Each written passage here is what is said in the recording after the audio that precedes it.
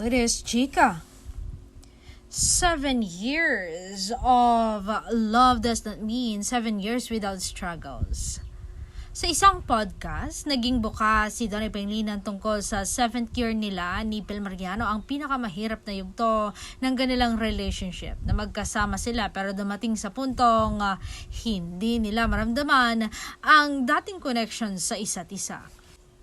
Hindi ito tungkol sa third party o pagsasawa. Isa itong panahon ng pagkwestiyon, pag-unawa at muling pagkikilala sa isa't isa.